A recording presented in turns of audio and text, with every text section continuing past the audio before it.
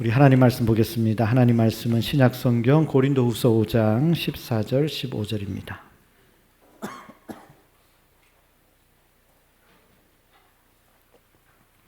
고린도후서 5장 14절 15절 말씀. 우리 다 같이 한 목소리로 우리 다 같이 읽겠습니다. 그리스도의 사랑이 우리를 강권하시는도다. 우리가 생각하건대 한 사람이 모든 사람을 대신하여 죽었은즉 모든 사람이 죽은 것이라. 그가 모든 사람을 대신하여 죽으심은 살아있는 자들로 하여금 다시는 그들 자신을 위하여 살지 않고 오직 그들을 대신하여 죽었다가 다시 살아나신 이를 위하여 살게 하려 함이라. 아멘. 오늘은 고린도후서 5장 말씀을 중심으로 사랑하십니까? 라는 제목으로 말씀을 전하겠습니다. 우리 제목을 다 같이 읽어볼까요? 사랑하십니까? 한 번 더.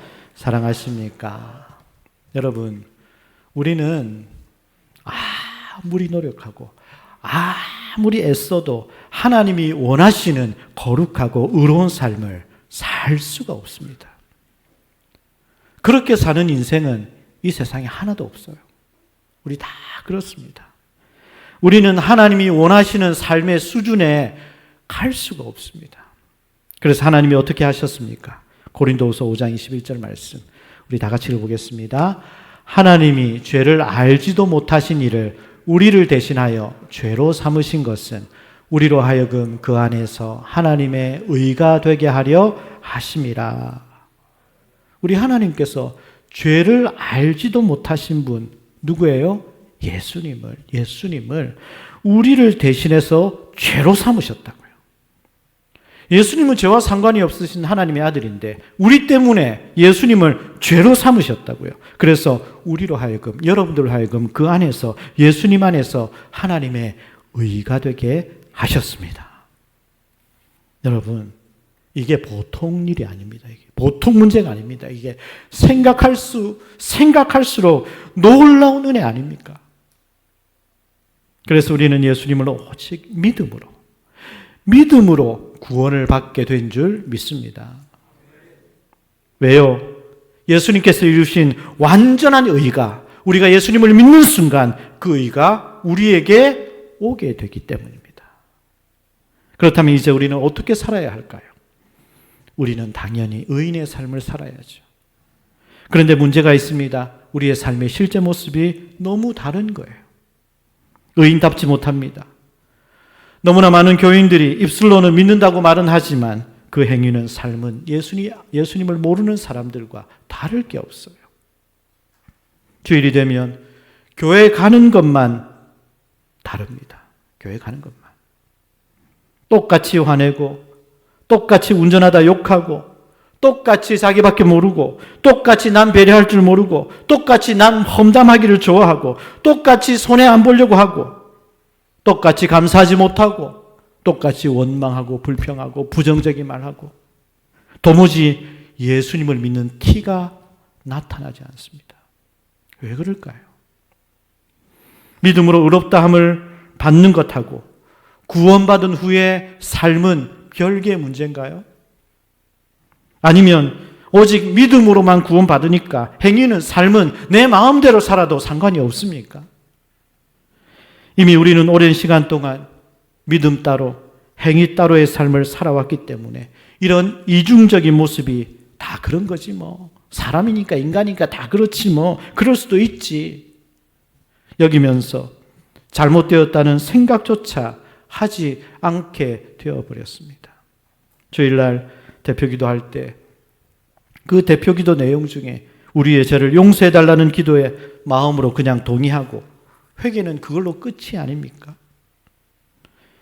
우리 정직하게 오늘 한번 자신을 돌아보았으면 좋겠습니다. 최근에 여러분 스스로의 죄로 인해서 가슴을 치며 애통하며 회개하며 울어본 적이 언제입니까? 여러분, 복음의 핵심은 분명해요. 우리의 선한 행동으로, 우리의 노력으로 우리 자신이 절대 의로워질 수는 없습니다. 오직 예수님께서 십자가에서 내 대신 죄 형벌 받으시고 십자가에서 죽으시고 부활하신 것을 믿음으로 하나님은 우리를 의로운 자로 인정해 주십니다. 이것이 복음이잖아요. 그죠? 내가 해서 그런 게 아니라 예수님께서 이루셨기 때문에 예수님을 믿음으로 그렇게 인정해 주신다는 거잖아요. 그야말로 아주 단순하고 완전한 복음입니다. 여기에 대해서 우리는 확신해야 합니다. 하나님께서 우리를 구원하시기 위한 방법을 이렇게 완벽하게 만들어 주셨는데, 그런데 사악한 인간들이 이런 하나님의 은혜를 자신의 욕심을 따라 사는 삶을 정당화시키는 도구로 삼고 있다는 겁니다. 야, 어차피 구원은 믿음으로 받았으니까 행위는 상관없잖아. 하나님은 다 용서하셨잖아. 그리고 나는 죄를 지어도 또 용서해 주실 거니까. 그러니까 마음대로 죄 짓고 살자. 여러분, 정말 믿기만 하면 아무렇게나 살아도 상관이 없을까요? 우리는 예수님을 믿음으로 하나님께서 예수님의 십자가의 공로로 우리를, 여러분들을 의롭게 해주셨습니다. 그러면 우리는 이제 의롭게 살아야 되는데 왜 우리의 삶은 그렇지 못할까요? 여기에 우리의 고민이 있습니다. 그러면 우리는 어떻게 해야 죄인의 삶을 청산하고 말씀에 순종하는 의인답게, 하나님 자녀답게 구별되어 살 수 있을까요? 우리에게 이 문제를 해결하기 위해 꼭 필요한 것이 하나가 있습니다. 자신의 본성을 뛰어넘는 강력한 힘이 필요합니다. 그 힘이 뭘까요? 그 힘은 죄인의 마음의 본질을 변화시키는 힘입니다. 그 힘이 뭘까요? 그 힘은 바로 다 같이 읽어볼까요? 사랑입니다. 사랑입니다. 예수님께서 우리의 약함을 아셨습니다. 그래서 예수님은 이렇게 말씀하셨어요. 요한복음 14장 15절을 다 같이 읽어보겠습니다. 너희가 나를 사랑하면 나의 계명을 지키리라. 하나님을 사랑하면, 우리 주님을 사랑하면 거기서부터 나의 본성을 뛰어넘는 말씀에 대한 순종하는 힘이 생기는 것입니다. 오늘 본문에서 바울은 14절에서 이렇게 고백하고 있는데요. 우리 화면을 보면서 읽어볼까요? 그리스도의 사랑이 우리를 강권하시는도다. 그리스도의 사랑이, 예수님의 사랑이 우리를 강권하시는도다. 여기서 강권하다는 뜻이 뭐예요? 강권하다. 뭐예요? 사로잡는다. 그러니까 그리스도의 사랑에 사로잡혀야 된다는 겁니다. 예수님의 사랑에 사로잡히게 되면 그 사람은 어떻게 되는가? 15절입니다. 15절 다 같이 읽어보겠습니다. 그가 모든 사람을 대신하여 죽으심은 살아있는 자들로 하여금 다시는 그들 자신을 위하여 살지 않고 오직 그들을 대신하여 죽었다가 다시 살아나신 이를 위하여 살게 하려 함이라. 이게 가능하게 된다는 겁니다. 이게 십자가의 사랑에 사로잡힐 때 우리의 삶의 변화가 시작됩니다. 그게 뭡니까? 우리 또한 하나님을 사랑하게 됩니다. 오늘 이 시간에 우리는 계속해서 자신에게 질문해야 됩니다. 나 자신에게 물어야 됩니다. 나는 정말로 하나님을 사랑하고 있는가? 나는 하나님을 얼마나 사랑하고 있는가? 여러분, 계속 여러분 자신에게 질문하시기를 바랍니다. 여러분, 사랑하면 어떻게 됩니까? 사랑하면 사람이 확 바뀝니다. 상대방을 기쁘게 해주고 싶고 상대방이 무엇을 좋아하는지 알고 싶어집니다. 사랑은 사람을 전혀 다른 사람으로 바꾸어 놓습니다. 여러분들도 다 젊은 시절이 있었잖아요.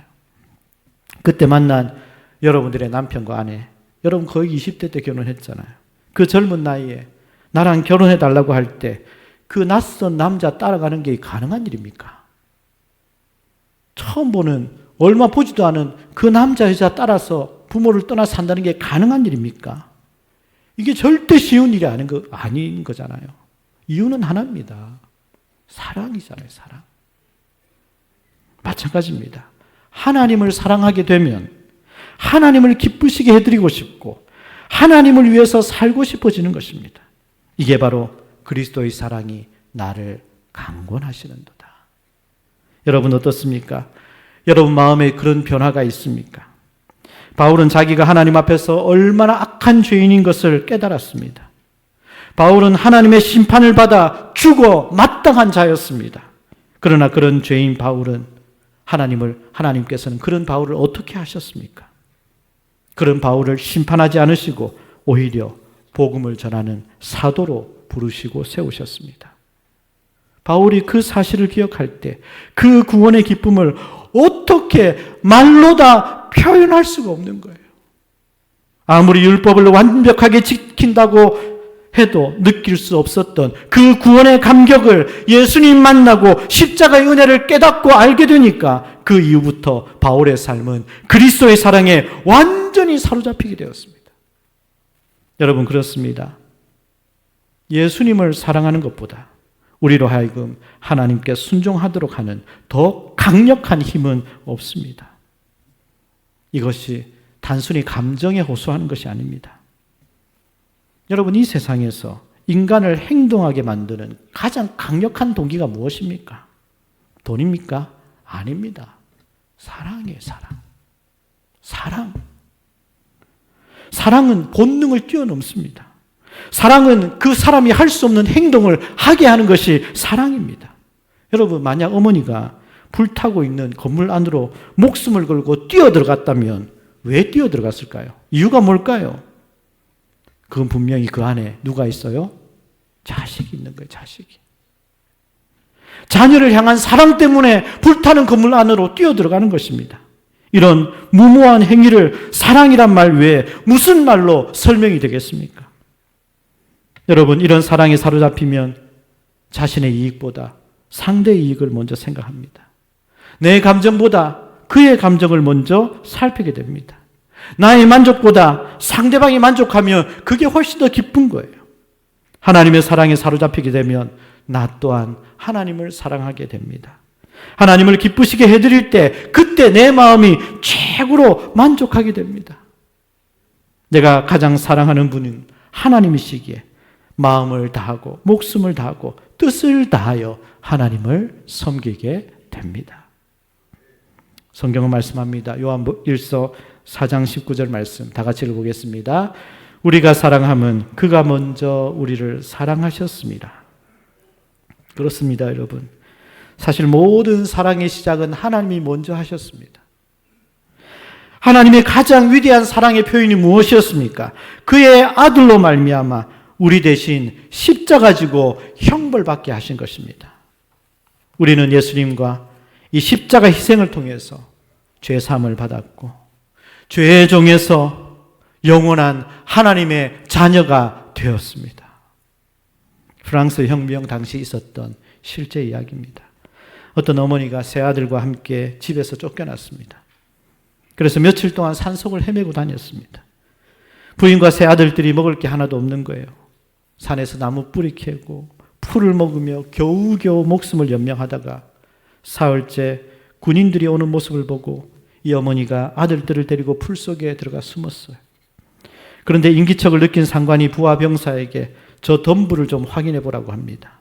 곧이어 어머니와 세 아들들이 끌려 나옵니다. 상관이 그들을 딱 보는 순간 그들은 굶어 죽기 직전이었다는 사실을 알게 됩니다. 그래서 상관은 측은한 마음에 빵 한 덩어리를 그의 어머니에게 전해줍니다. 그때 그 어머니는 굶주린 이리처럼 얼른 그 빵을 받더니 그 빵을 세 조각으로 나눕니다. 그리고 세 아들들에게 이 빵을 하나씩 나눠줍니다. 이것을 본 상관이 이렇게 말합니다. 애들에게만 주고 자기는 안 먹는구나. 옆에 있던 부하병사가 이렇게 말합니다. 아마 엄마는 배가 안 고픈가 보죠. 그때 상관이 말했습니다. 아니지. 어머니라서 그런 거지. 엄마라서 그런 거지. 그렇습니다. 자식을 사랑하기 때문에 자기는 먹지 않고 배고픈 자기 아이들에게 아낌없이 다 나눠준 거잖아요. 이런 어머니의 행동을 사랑이란 말 외에 무슨 말로 설명할 수 있겠습니까? 우리를 향한, 여러분들을 향한 하나님의 사랑이 그렇습니다. 자신의 아들을 주셨습니다. 무모한 사랑이었습니다. 이게 어떻게 설명이 됩니까, 여러분? 이 세상에 누가 남의 자식 살리겠다고 자기 자식을 죽입니까? 누가 그럴 수 있습니까? 그런 아버지가 세상에 어디 있습니까? 그런데 하나님의 사랑이 그런 거예요. 따라서 오늘 우리가 하나님의 이 놀라운 사랑을 깨닫게 되면 우리는 변화됩니다. 그래서 하나님의 사랑을 더 많이 깨달을수록 그 사람은 주님께 더 많은 사랑을 드릴 수 있는 사람이 됩니다. 내가 정말 구원받을 수 없는 죄인이었는데 나같이 자격 없는 자를 어떻게 구원해 주셨나? 나같이 자격 없는 자를 어떻게 귀한 직분을 주시고 사명을 주셨나? 그 구원에 대한 감격이 크면 클수록 하나님을 향한 사랑은 더 강해질 수밖에 없는 것입니다. 한용운 씨의 복종이라는 시가 있습니다. 한용운 씨는 독립선언서를 작성했고요. 시인이었습니다. 그런데 기독교인은 아니었어요.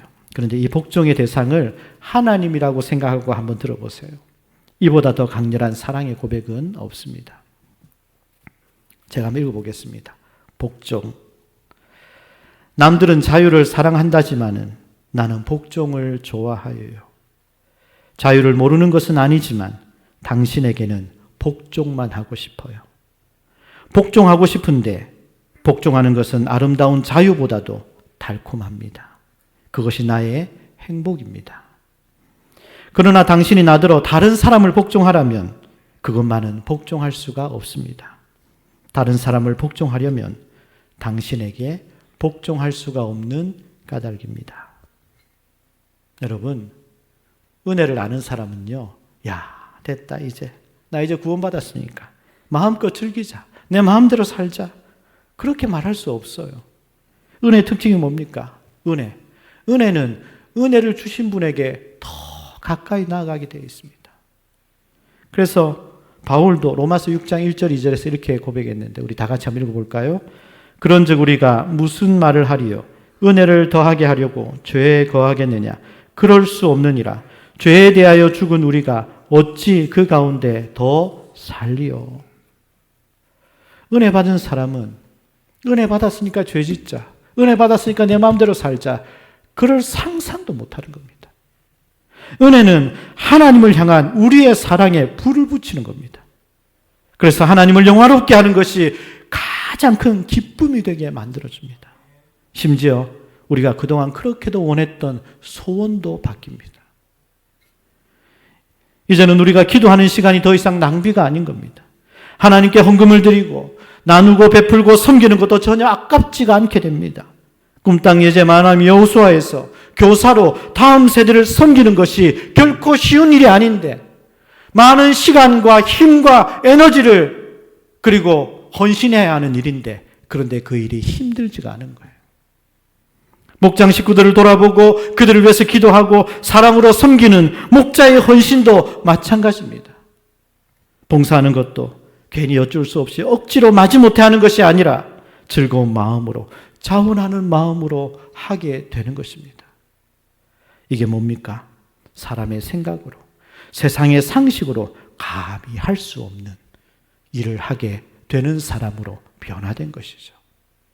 뿐만 아니라 도저히 극복할 수 없을 것 같은 죄도 이깁니다. 그것은 내 의지가 강해서가 아니라 하나님에 대한 사랑이 죄에 대한 사랑을 이기기 때문입니다. 이전에는 이기적인 욕심이 나의 가장 큰 즐거움이었다면 이제는 주님을 기쁘시게 하고 하나님을 영화롭게 하는 것이 가장 큰 기쁨이요 가장 첫 번째 내 인생의 목적이 되었습니다. 더 이상 이런 일들이 내가 더 복을 받아야지, 혹시 내가 벌 받을까 봐 하는 것이 아니라 오직 한 가지, 내가 가장 사랑하는 분, 그분을 기쁘시게 해드리는 것, 그 이유 하나뿐인 것입니다. 여러분, 교회 생활하는 게 힘들고 피곤하고 헌신하고 봉사하는 일이 귀찮고 짜증스럽습니까? 해결하는 방법은 오직 한 가지입니다. 하나님을 향한 사랑이 회복되면 됩니다.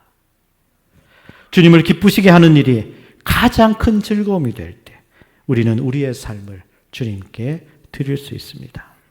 그래서 사도 요한은 이렇게 말합니다. 요한 1서 5장 3절 말씀 우리 다 같이 읽어보겠습니다. 하나님을 사랑하는 것은 이것이니 우리가 그의 계명들을 지키는 것이라. 그의 계명들은 무거운 것이 아니로다. 여러분, 이 말씀이 오늘 여러분들이 하나님을 사랑하는지 아니면 사랑하지 않는지를 알게 하는 말씀입니다. 그의 계명들, 여러분 마음을 스스로를 한번 생각해 보세요. 어떻게 하나님의 계명을 지키는 것이, 말씀을 지키는 것이 어떻게 무겁지 않을 수 있습니까? 하나님을 사랑하면요. 하나님을 사랑하면 말씀 지키는 것이 하나도 힘들지가 않아요. 말씀대로 살고 순종하는 일이 부담스럽고 무겁게 느껴진다면 이유는 오직 한 가지입니다. 여러분들이 하나님을 정말로 사랑하는지 여러분 마음을 점검해 보시기를 바랍니다. 말씀을 정리하겠습니다. 오늘 바울은 예수님의 사랑에 사로잡혀 살았습니다. 그래서 그의 모든 서신 서두를 보면 항상 자신을 소개할 때 그리스도의 종이라고 소개하고 있어요. 종. 이 종이라는 헬라어 단어는요, 둘로스라는 단어인데 그 뜻이 뭐예요? 그 뜻이 노예라는 뜻이에요. 노예라는 뜻이에요. 자신을 가리켜 예수님의 둘로스라는 거예요. 예수님의 노예라는 거예요. 예수님의 종이라고 하는 바울의 눈에는 눈물이 있고 감격이 있는 거예요. 나는 예수 그리스도로 은혜 입은 종입니다. 나는 그분의 은혜로 여기까지 오게 되었습니다. 그런 감격이 바울에게 있었던 겁니다. 그래서 바울은 이런 고백을 했죠. 로마서 5장 8절에 우리가 아직 죄인 되었을 때 그리스도께서 우리를 위하여 죽으심으로 하나님께서 우리에게 대한 자기의 사랑을 확증하셨느니라. 여러분, 이 말씀이 어떻게 들립니까? 이 말씀이 교리로 들립니까? 이 말씀은 교리가 아닙니다. 이 말씀은 바울의 감격이고 바울의 눈물입니다. 바울은 용서받을 수 없는 죄를 지었습니다. 바울은 스데반을 죽이는데 앞장서서 스데반을 죽였습니다. 바울은 교회를 찬멸하고 남은 그리스도인들을 죽이려고 갔는데 이런 바울의 모든 죄를 용서하시고 나 같은 죄인을 받아주신 예수님, 고난과 역경 속에서 한결같이 사랑으로 대해주신 예수님, 그 예수님이 내 인생의 주인이라는 겁니다. 나는 그분의 종이요 그분의 노예라는 겁니다. 그 감격이 바울에게 있었습니다. 사랑하는 성도 여러분, 오늘 대부분의 교회에서 일어나는 문제들의 핵심이 뭡니까? 왜 교회가 시끄럽고 왜 교회에서 문제가 생깁니까? 오늘 그리스도인들이, 오늘 교회 직분자들이 이 구원에 대한 감격, 구원에 대한 눈물은 다 사라져버리고 예수쟁이라는, 교회만 왔다 갔다 하는 껍데기만 유지하고 있어서 모든 교회 문제가 생기는 것 아닙니까? 저도 목회를 하면서 저 자신에게 계속 묻습니다.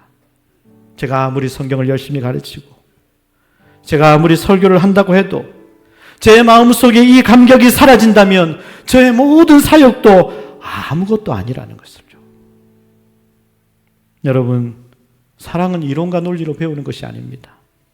은혜에 대한 감격, 구원받음에 대한 뜨거운 눈물, 이것이 사랑에 감격하게 되고 그 감격이 자발적인 종이 되게 하고 낮은 자리로 내려가게 하는 것입니다. 오늘 말씀 우리 모두 아픈 마음으로 자신을 돌아보았으면 좋겠습니다. 우리가 처음 예수님 믿을 때, 우리가 처음 직분 받았을 때 그때 여러분 마음이 어떠했습니까? 나 같은 죄인도 주님이 쓰시려고 하시네, 나 같은 죄인도 주님이 구원해 주시네 하는 그런 감격이 있었잖아요. 그런 눈물이 있었잖아요. 그런데 어쩌다가 이렇게 다 식어버린 감격 없는 껍데기가 되었습니까? 어떻게 하다가 그렇게 날카로워지고 어떻게 하다가 누구도 용서할 수 없는 메마른 삭막한 마음이 되고 어쩌다 눈물은 나와 없는, 상관이 없는 그런 사람이 되어버렸습니까? 오직 한 가지, 예수님의 사랑에 사로잡혀야 합니다. 그래서 나는 이제 예수님의 종입니다, 나는 예수님의 노예입니다 하는 이 감격 회복되기를 바랍니다. 그러지 않으면 여러분 신앙생활은 여전히 행복하지 못하고 불행하고 여러분들의 남은 삶은 계속해서 힘들게 살 겁니다. 그리스도의 사랑이 나를 강권하시는도다. 이 바울의 고백이 우리 모두의 고백이 되기를 바라고 그리스도의 사랑으로 가득한 우리 모든 성도님들, 우리 귀한 교사들, 우리 목자들, 우리 교역자들 다 되시기를 주님의 이름으로 축원합니다. 기도하겠습니다. 오늘 말씀을 기억하면서 여러분 마음을 돌아보십시오. 여러분 마음은 어떻습니까? 여러분 혹시 구원에 대한 감격, 구원에 대한 눈물은 다 말라버렸습니까? 사라져버렸습니까? 껍데기만 왔다 갔다 하고 있습니까? 여러분 그렇다면 여러분들은 하나도 행복하지 않고 기대할 것이 전혀 없습니다. 하나님을 경험할 수가 없습니다. 오늘 은혜에 대한 감격, 구원에 대한 뜨거운 눈물, 주님을 향한 그 사랑 감격하게 하고 그 마음이 회복되어서 자발적으로 기쁨으로 종이 되고 낮은 자리로 내려가 섬길 때 하늘의 기쁨이 가득하고 봉사할 때 하나님의 살아계심을 경험하고 여러분 삶 속에서 하나님을 간증하는 살아있는 믿음의 주인공이 되기를 오늘 말씀을 기억하면서 우리 주님의 이름 한 몸으로 함께 기도하겠습니다. 주여 하나님 아버지 감사합니다. 오늘 주신 말씀을 우리가 마음에 담고 하나님 우리의 마음이 은혜에 대한 감격, 구원에 대한 뜨거운 눈물이 회복되게 하여 주시고 하나님 아버지 직분과 하나님 사명을 주신 하나님의 사랑에 감격하게 하여 주시고 사도 바울과 같은 마음으로 그리스도의 사랑이 우리 가운데 가득하여서 예수님의 사랑에 사로잡혀서 나는 예수님의 종입니다. 예수님의 노예입니다. 이 감격이 회복되어서 우리의 신앙생활이 행복하고 우리의 삶이 더욱더 기대가 되고 하나님의 능력을 경험하고 간증하는 우리 모든 성도들 우리 교회에 되게 하여 주시옵소서. 하나님 아버지 감사합니다. 특별히 우리 교사, 목자, 교역자들을 축복하시고 우리의 모든 사역이 껍데기만 하는 그러한 사역이 아니라 구원해 주신 하나님의 그 은혜에 감사하고 감격하고 눈물이 있는 우리의 마음에 뜨거운 마음으로 자발적으로 주를 위하여 살아가는 우리 모든 성도들, 교사, 목자, 교육자들 다 되게 하여 주옵소서. 하나님을 경험하고 간증하는 주인공들이 되게 하여 주옵소서. 예수님의 이름으로 기도합니다. 아멘.